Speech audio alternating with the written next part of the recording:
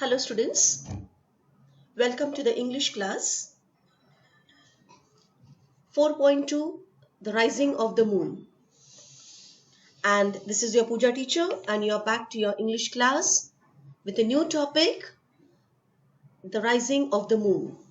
Dear students, as you know that we are all in section 4, that is the genre of drama. Before this, we have studied about the history of English drama, that is 4.1, and now we are switch on to 4.2 The Rising of the Moon. Students, it is a beautiful story and I hope you all will enjoy the story. Yes? So, please take note as I scroll down the pages for you. This particular text is in dialogue form. Yeah. Take note of it. So, as this particular text 4.2 is in dialogue form, I will not read those dialogues for you. I will narrate the story. I will narrate the story and once we'll conduct a Google Meet class, and in that I will make the students read these dialogues one after the other. So students may pick up the character and they will read for the class. So that will be done during the Google Classroom Meet. Okay. So just now here I begin with the story, The Rising of the Moon.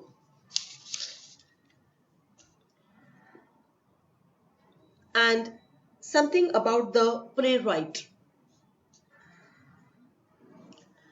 Lady Gregory Isabella Auguste Percy was born in County Galway, Ireland, one of the moving spirits behind the establishment of the Abbey Theatre in Dublin.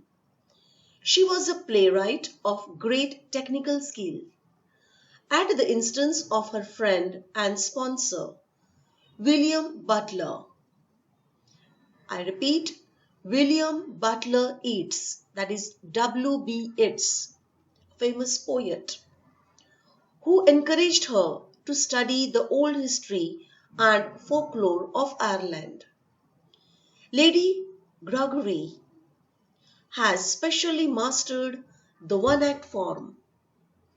Of her 31 acts plays, Spreading the News and The Rising of the Moon are the best known. The Rising of the Moon reveals both great charm and skill of dramatic imagination and a closely observed Irish character.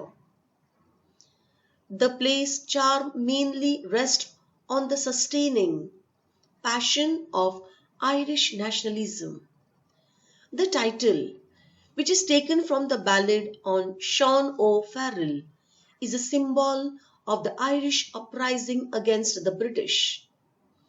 Lady Gregory's careful study of the Irish character, her skillful delineation of the individual characters, and her perfect handling of the situation are responsible for this one-act play's great charm and popularity.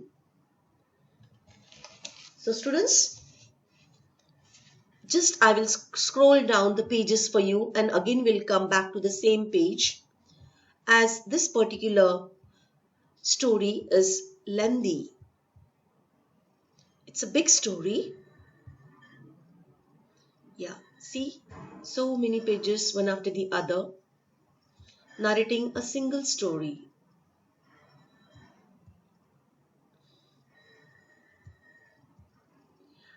I think it is around about 10 to 12 pages. So for me all alone to read these pages in the dialogue form is not possible.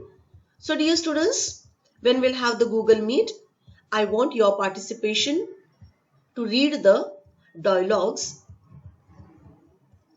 uttered by the characters. Okay? See. So it is here at 148. the story ends. Such a lengthy story it is because it is a novel. But then too, she has given in a short way. The publication has given it in a very precise manner. Just see the pages of the rising of the moon. Okay. So the first page is of what number? It is 138. So 138 to 148, 10 pages I said. I told you, yeah. You did not need not take tension, huh? Please. I'm there. I will narrate you the story. Okay. Just will have this particular picture in front of. Okay. And during the reading time, definitely we'll scroll the pages down. But right now, I'm just narrating the story to you. So please listen to the story. So just now I have read about Lady Gregory and about her life sketch, about her inspiration. Yes, who were her inspiration, who motivated her to write, and what about her writings? Yes, her writings do have a different aura as every playwright do have. So students, here, the rising of the moon. Lady Gregory's The Rising of the Moon is a story about how a ballad singer, who is disguised a revolutionary hero of Ireland, brings about a change of heart in a sergeant who is a loyal worker of British government. It is thus political play dealing with Irish nationalism. So students, please take note. In this we have some characters, and the main two characters are the character of the sergeant. He is the main police officer, yeah, and his subordinator, so policeman B and policeman X. So two policemen are accompanied with the sergeant, and they are obeying the order of the sergeant, who is their chief. Okay, and then a one strange man arrives at the harbor, where the sergeant is patrolling, guarding, as if he is waiting for someone. And where are this policeman X and policeman B? They are somewhere out there pasting the posters of the criminal who is most wanted by the government. Yes. So students, here the story begins, and I have narrated you the plot. When this play was written, Ireland was still under the direct rule of England. The political situation at the time was such that the Irish people were divided between remaining a part of England and creating a separate Irish nation. The Irish revolutionary figures that believed political independence from England was necessary felt that under the British rule there was a danger of losing the cultural resources, language, and freedom of Ireland. Lady Gregory was a part of the Irish literary revival, a movement focused on generating interest in Irish traditions and heritage. The play thus symbolizes the Irish freedom movement, as the title of the play has been taken from The Rising of the Moon, a ballad based on C.N. O'Farrell. I repeat, a ballad based on C.N. O'Farrell, which was symbolic of the Irish uprising against the British. Lady Gregory's careful study of the British character, her skillful outlining of the characters, and mastery in analyzing the situation are responsible for the popularity of this play. So story, here I begin with the story. Dear students, the story begins at an Irish harbour on a moonlit night where three Irish policemen in the service of the British government, who at the time occupied Ireland, were busy putting up posters for a clever Irish rebel leader who had escaped from jail. Students, see here, I have used the word rebel. Rebel means a person who protest, who fight against the established government. So here, these three men at the harbour are busy. They are busy doing the work as they are very much entrusted with the duty to arrest a criminal. And the criminal is Irish rebel leader. Yeah, he's an Irish rebel leader who had escaped from jail. So these three Irish policemen, as they are in the service of the British government, they have who at times occupied Ireland. So here we get to know that Ireland was very much under the control of the British government. So once upon a time as India was. Okay, so here this is a story of Irish nationalism. So students, let's proceed. Now these two policemen, as you could see on the screen, policeman B and policeman X, they are on their duty of pasting the posters of the criminal to the roadside's wall so that they could arrest the criminal soon. At the same time, the sergeant, the police officer ranking below an inspector, is just waiting at the harbour, patrolling to avoid or to resist the prisoner running away from if he is coming through the waterways. Now, what was on the posters? The poster reveals that a sum of £100, which was a large amount of money at the time, would be offered by the government to the person who captures the prisoner. In addition to the large sum, the policemen are sure that capturing the political prisoner will lead to a promotion and are hence eager to do so. So the reward was also very much attracting. Some amount of money along with the promotion. And the money was not small but large sum added with promotion. Of course, all these three men were very much on their duty.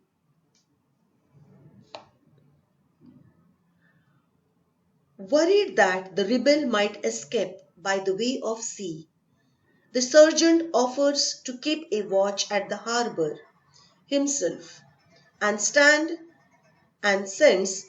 his two assistants on their way to continue posting flyers around town. As he rests by the sea, the sergeant thinks about how £100 is a large amount of money. Just then, a man in old and torn clothes tries to go towards the sea, towards without being noticed. So someone is there trespassing quietly. A man who is very much in a ragged condition, difficult condition. His dress is dirty, torn, and he's trying to move out quietly from that way. When the sergeant was very much busy counting the large sum of amount he's expecting to get as a reward for this particular arrest of the rebel. So,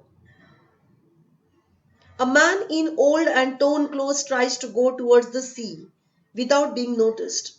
However, when the sergeant stops him, he claims that he just wants to sell some songs to the sailors who come into the harbor. He says that his name is Jimmy Walsh. Not wanting any distraction as he waits to catch the prisoner, rebel leader, the sergeant asks the man to clear the area and go back into town. The man then tries to interest the officer in his songs. But the sergeant, who is irritated by now, forcibly asks him to leave. So students, here the sergeant finds that man disturbing. My God, who is this man? The man is very much in a ragged condition. He named himself, he gave his identity as Jimmy Walsh, and he said that he is a sailor and he sells the song to the sailors. So he was selling, selling, selling his songs to the sailors. So when they are on the crew, when they are voyaging in the ocean, in the water bodies, in the sea, they will sing those songs. So he introduced himself just as a person who wants to sell some songs to the sailor so that he will get some money. Here the sergeant stops the man and say that, oh my God, we are on duty. There is a man, a culprit, a criminal who is about to pass this way.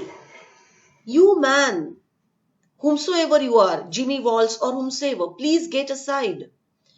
Go back to the town and do whatever you want there. Don't disturb the police here. So, as the sergeant was trying to make that stranger away from that area, the stranger started showing interest in the criminal. Yeah, who is the criminal? Who is the one? I want to see. Who is the prisoner? But the sergeant was avoiding his talks, was ignoring his talks, and just asking him to leave that particular area immediately. So he was asking him to leave forcibly, whereas the stranger was so stubborn that he was not ready to go. He's saying, who is the criminal? Whom you are waiting for? And all these questions. As he leaves, now okay, the man is ready to leave. As he leaves, the man notices the poster and claims that he knows the prisoner well. Yes, student. Here, the picture of the criminal was very much on the poster that was pasted on one of the walls. Immediately, this ragged stranger, he identified the person in the poster. He said that he knew the prisoner well. I know this man. Now it was very much to the astonishment of the sergeant. Do you know this man in the poster? So the sergeant, who is now suddenly interested, tries to extract the information about the prisoner from the man. Yes, of course, the sergeant started inquiring. Hey, you there. Do you know this man? What do you know about him? Please tell me everything. The man describes the rebel leader as a dangerous and muscular man who is good with weapons and narrates stories of policemen who have been killed by the prisoner on the moonlit nights exactly like the present one. Now students, please take note. Here the man is coming, the strange man who is very much in a rugged condition is coming with some new information that the man who is on the poster, the criminal who is very much wanted by the British government, he knows that man so well. To his interest, The sergeant starts inquiring, and then this strange man, he starts narrating the horrifying stories about this criminal, that this criminal is not an ordinary man, but he is a very dangerous prisoner. Yes, a muscular man, very strong man. At the same time, he is also well equipped with the weapons, sharp weapons, loaded weapons. You understand the loaded weapons. And as per the history of this prisoner, he had killed many of the policemen in his previous encounter. Yeah, even the criminals, they encounter the police. So he has killed many of the policemen. And he narrates the same situation. The same situation that, yes, how is the situation there? It is a moonlit night. Yeah. And during the night time, what happened once upon a time when this dangerous criminal was on his move?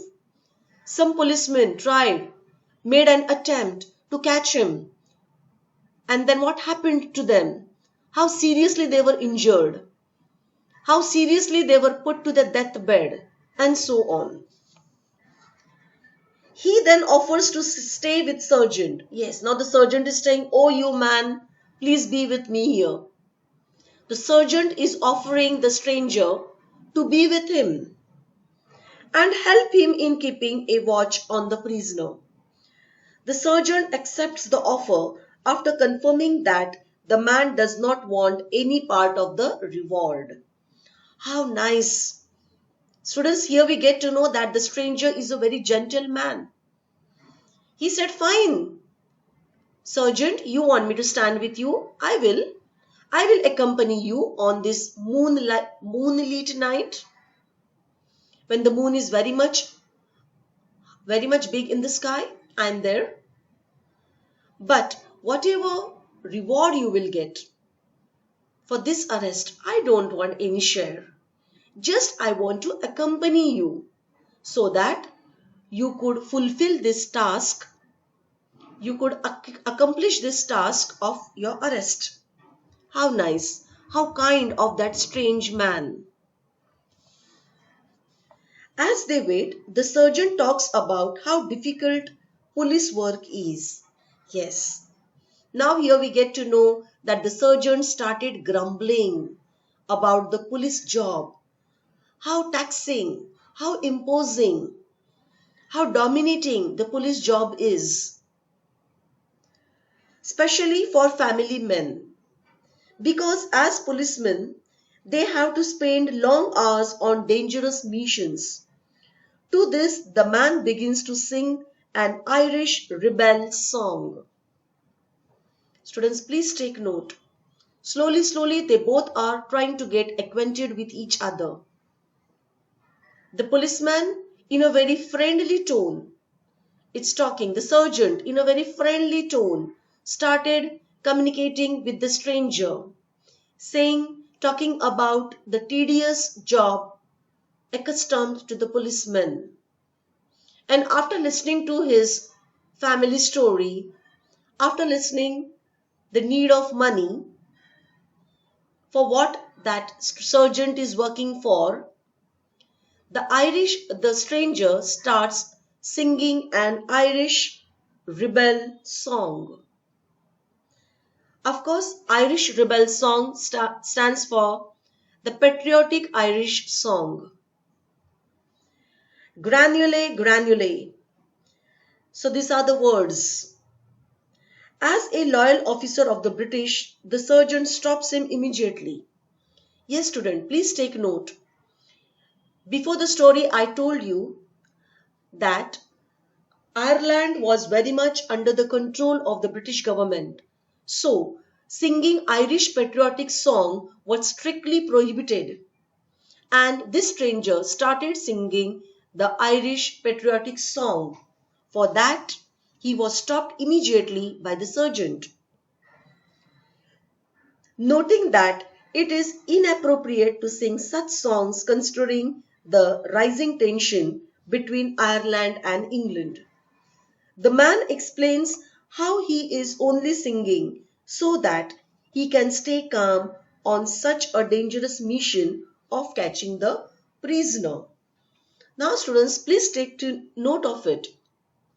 Here you will find that this stranger is a very tricky man. He's saying, yes, sir, I'm singing this Irish patriotic song for self motivation so that I could get some strength, some collective strength from this song.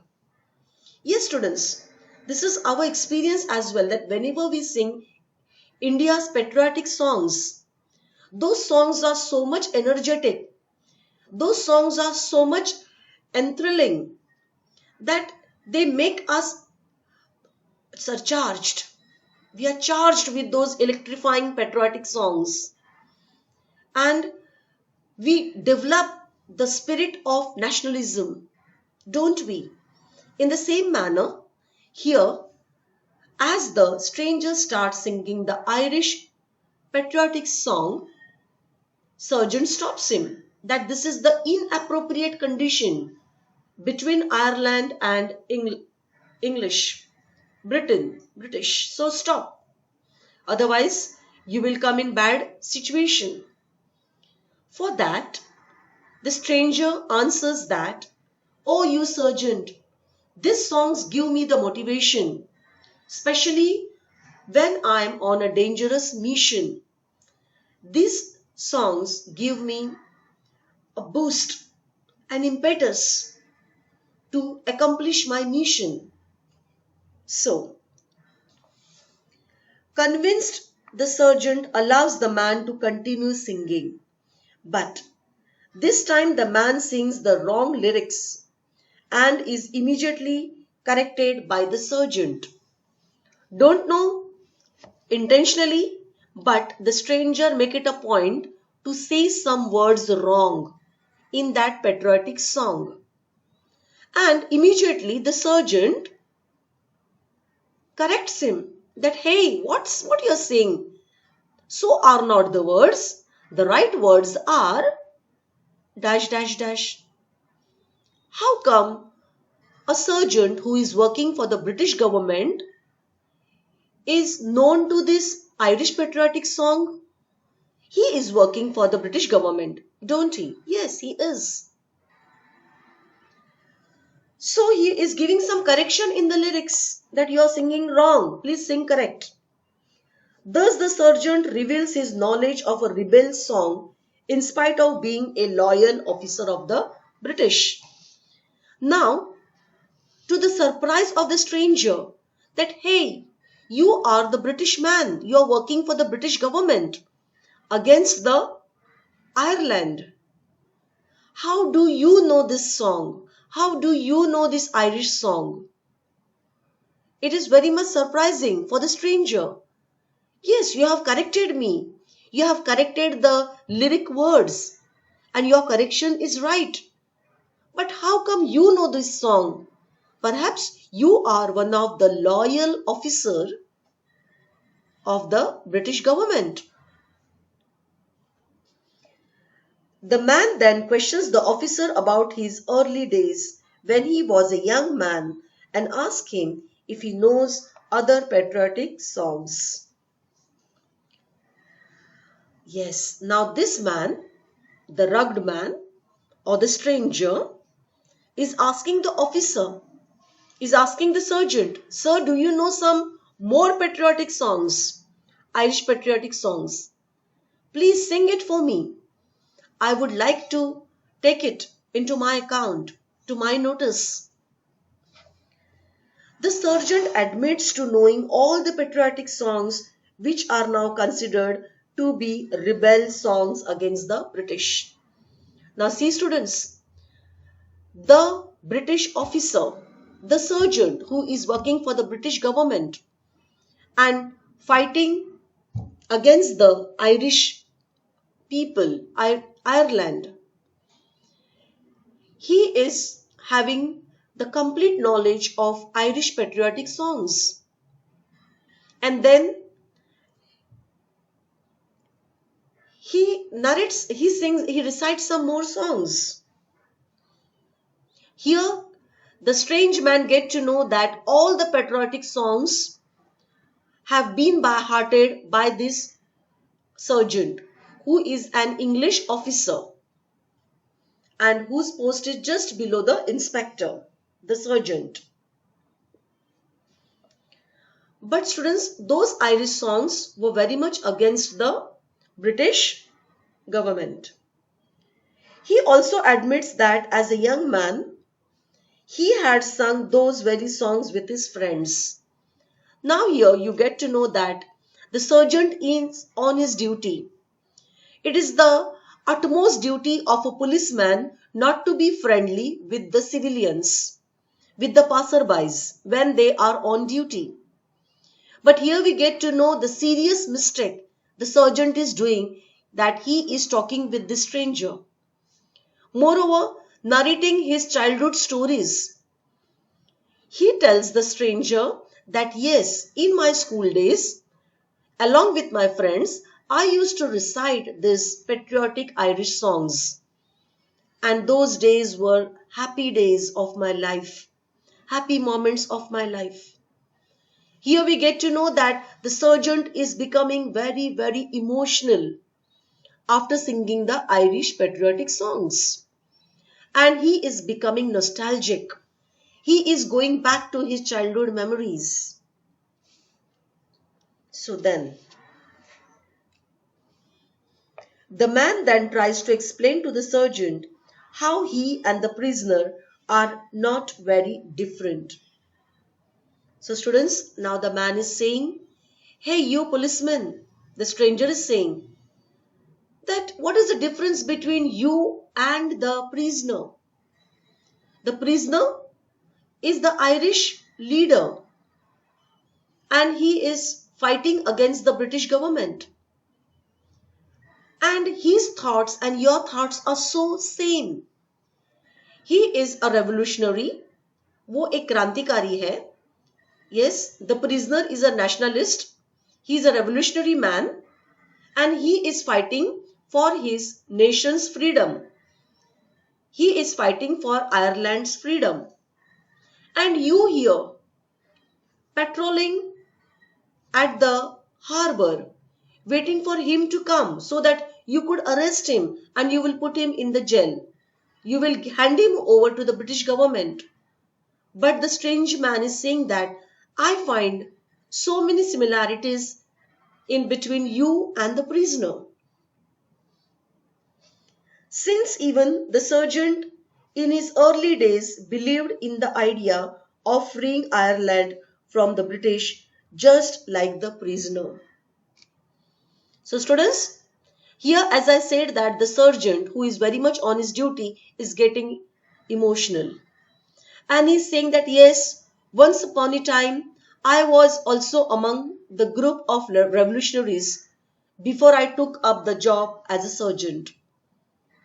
Here we get to know that this man is also an Irishman. But before I open this with you, let me read it and tell you the truth. So students, the sergeant then admits that had it not been for the choices he had made, joining the police, getting married and having children, the sergeant would have ended up just like the prisoner and the prisoner could have ended up being the sergeant. Yes. Students, it is always suggested that don't open up yourself to the strangers. Don't talk to the strangers openly, frankly, freely. Because at times you may come in trouble. Same thing is happening here with the sergeant. The sergeant is revealing out his life story one after the other. He's unfolding his life to the stranger. He's saying, you're right. Once upon a time, even I was one of the Irish revolutionaries. And I used to fight. I used to protest. I used to stand for Irish government. But I took up a job in a British government. I took the job. because it was a well-paid job. And in a systematic manner, in a very normal way of life, I got married and I have children. If I would have not done the same, I would have been in that prisoner's place. Okay. Therefore, I have taken this job and I'm fighting against the Irish prisoners. Perhaps I am once upon a time one among them. The man thus concludes that the sergeant must still have sympathy for the Irish nationalist just like he did in the past, and even states that the sergeant was not sure whether he had made the right choice by siding with the British law against the people. Yes. Now students, here the stranger is talking to the sergeant. Hey, you, being the Irish citizen, you are working for the British government and you are here standing for the Irish prisoners. How could you be so disloyal to your own country and to your own countrymen? Instead, you should offer a good chance. You should offer a fair chance to the Irish prisoner who will make his way through this area. Allow him pass by. Don't you feel that taking a British job, you have done a serious mistake and you are being very much disloyal towards your own country, Ireland?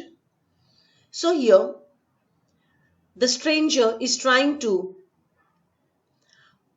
wake up, wake up the sergeant from his duties and responsibilities, but he should also take note that who is he by birth? By birth, he is an Irishman. Though working right now as a sergeant, he is an Irishman. So he should not forget that. And he is also asking sympathy for the Irish prisoner. That, sir, when this Irish prisoner will come this way, allow him to pass by. And how could you favor the British government so much and stand against your own people? As the man boldly sing the rebel song, the rising of the moon, a boat responds to him at this moment. Now students, please take note. It's time for one boat to get anchored at the harbor. Okay? And the man, this stranger, is singing the Irish patriotic song at the top of his voice.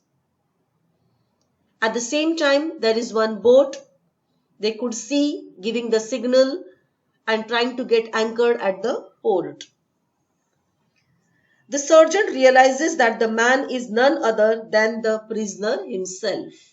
Yes, the stranger is none other than, but he himself is the Irish prisoner for whom the sergeant is waiting desperately to arrest.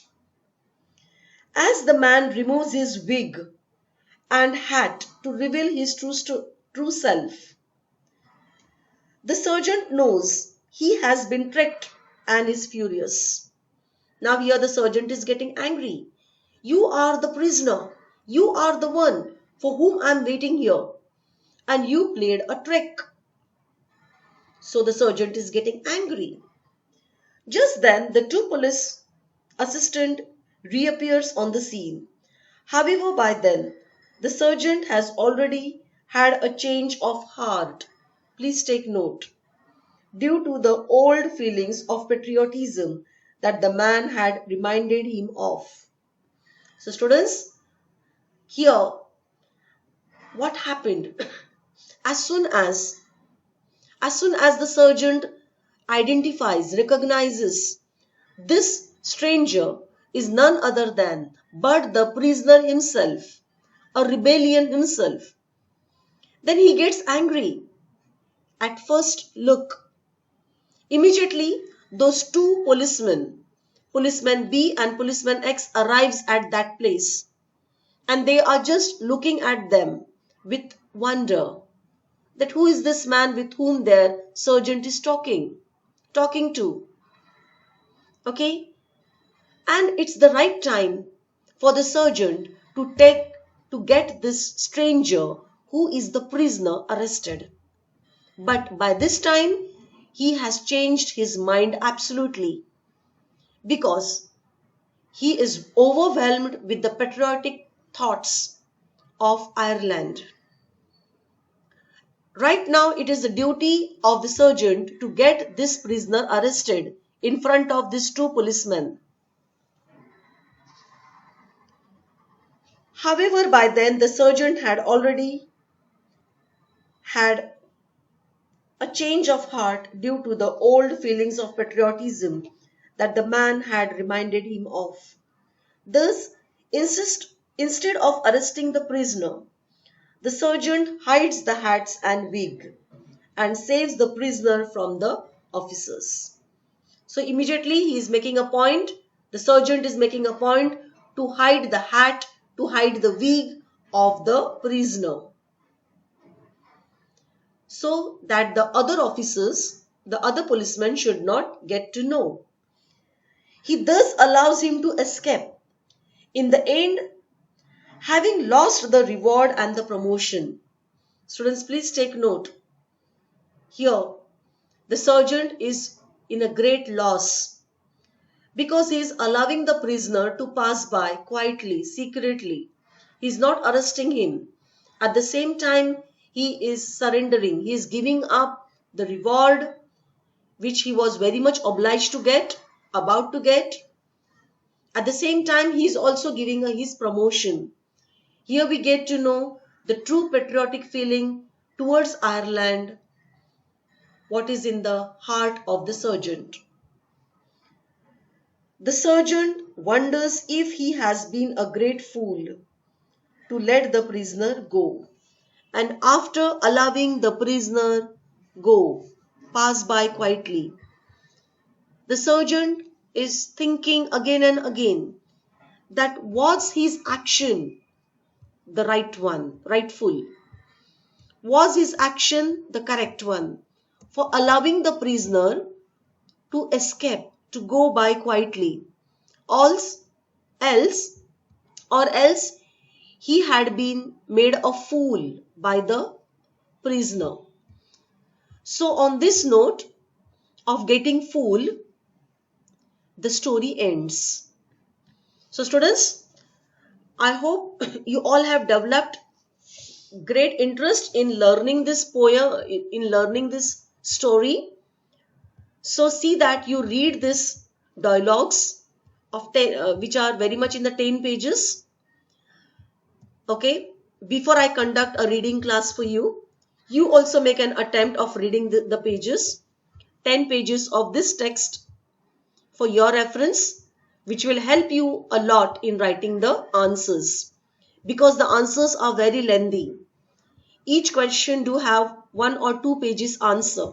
Okay, so I have narrated you the story and I complete the teaching of this particular lesson, The Rising of the Moon. Now, you please read the complete story and try to get the story for your reference. If time permits, definitely we'll have the reading session when we will meet on the Google class. Okay, and along with this, I am also sending the notes of this text.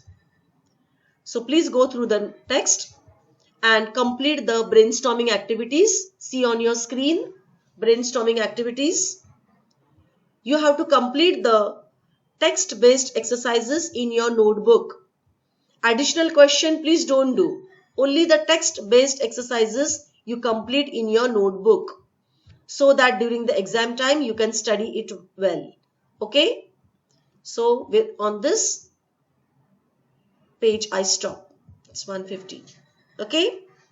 So till we meet for the next class, do take good care of yourself. Have a nice day ahead. Bye.